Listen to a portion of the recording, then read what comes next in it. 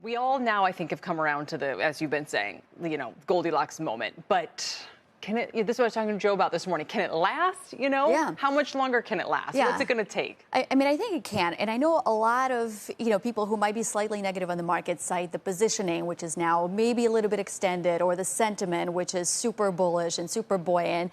But the thing is, you need a catalyst to the other side to kind of derail that. And unless and until we have that catalyst, I think the momentum is to the upside.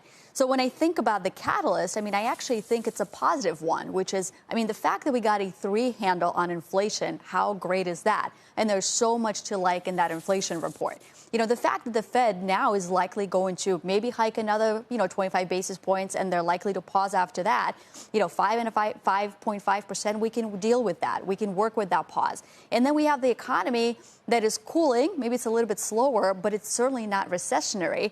And, another stat that I think maybe flew a little bit under the cover of the inflation report yesterday was real wage growth for the consumers is up 1.2% year over year. So we went from negative real wage growth to now positive wage growth. So all of that supports the economy, and that supports the stocks. One thing I wonder about is, so because last June was like the highest CPI print, 9.1%, this one has an easier comp, let's call it. Yeah. In the next 6 months, we're going to start to see the readings drift back up again. Are they really going to be able to pause or want to pause in an environment where we've gone, I don't know exactly what the expectation is, 3 to maybe over 4% CPI again?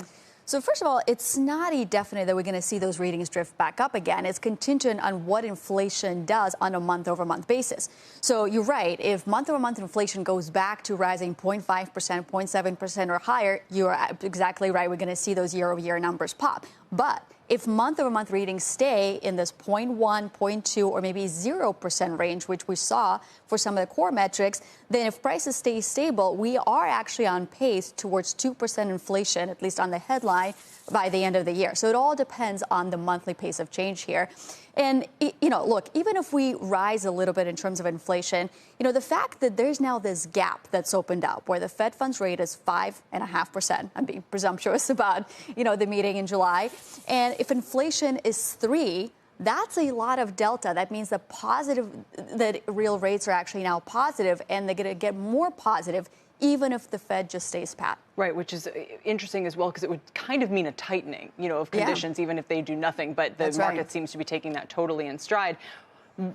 Let's talk about valuation for just a second. Yeah. So one of the points Michael Kantrowitz made this morning at Piper Sandler is that maybe we're at about a 19 forward PE right now, which is at the upper end, excluding kind of bubble areas of what the market really has ever been able to sustainably trade at.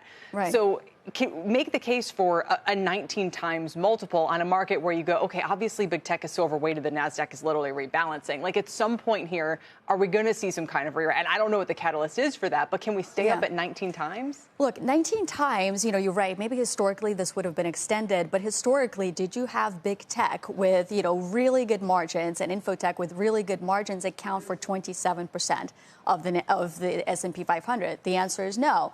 And so if you look at some of the big tech companies, and again, software and semiconductors, infotech margin is double what it is for the S&P 500, and it's such an important weight. I think that's partially what's propping up this valuation. And if you exclude big tech, then the S&P multiple is actually right in line with its 10-year average and 15-year average. So I really don't have much problem with that valuation, as long as the economy is not in a recession. Mm-hmm. Of course, this is a very stretched multiple of 19x if we're talking about a recessionary scenario. But if we're not, then I think it's fully justified.